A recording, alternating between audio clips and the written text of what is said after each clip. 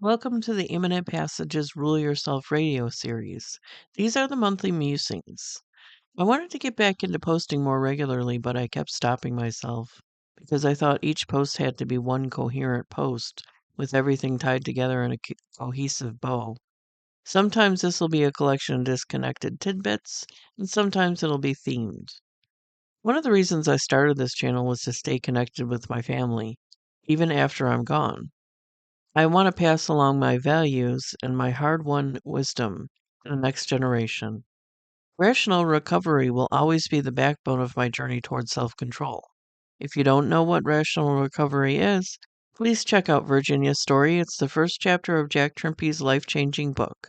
He teaches addictive voice recognition technique, and it takes minutes to learn and can lead to immediate and lifelong abstinence.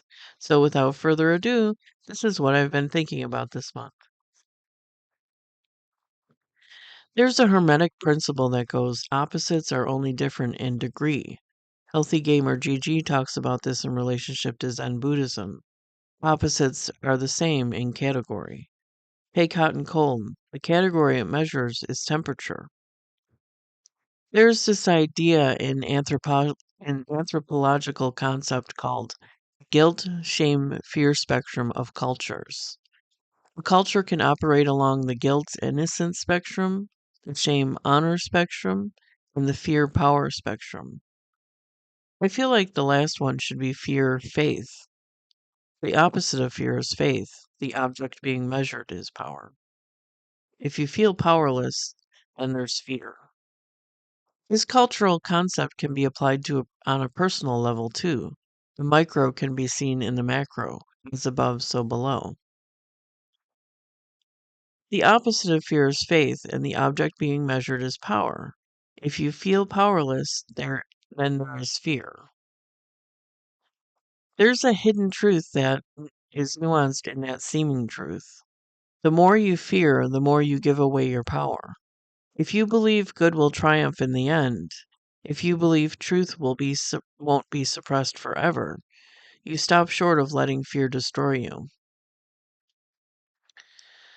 But I want to talk about the guilt innocence category.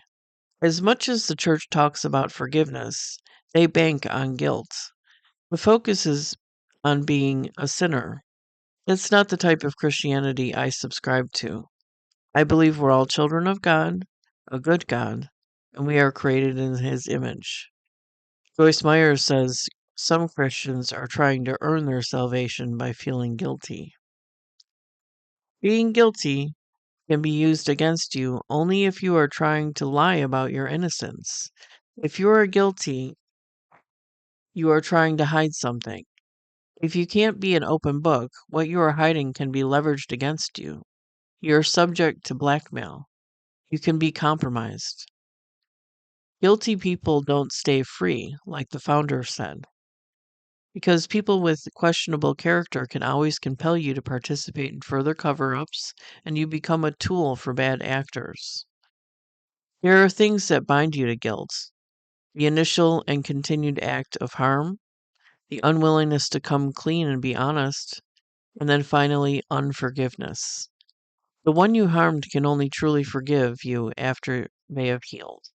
Forgiveness follows healing for the harmed party.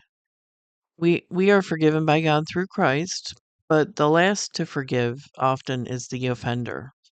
Sure, he hides the truth from himself so he feels no remorse, but it won't always be that way. In this life or the one that follows, the truth will be revealed, and regret and self-hatred will be the punishment. Self-hatred, self-hatred or toxic shame can keep you stuck longer than learning necessitates. I highly recommend the book The Shame That Binds Us by John Bradshaw. We are all victims perpetrating harm. There is always an unknowable reason behind bad behavior. But if we are to stop the cycle of spreading harm from one to the other, we have to learn to restrain our impulses. And that's where rational recovery and addictive voice recognition technique comes in. We can suppress harmful impulses while we learn to love and forgive ourselves. As always, that starts with honesty and introspection. Rule yourself, defeat the beast. Thank you for joining me. See you soon. Thank you.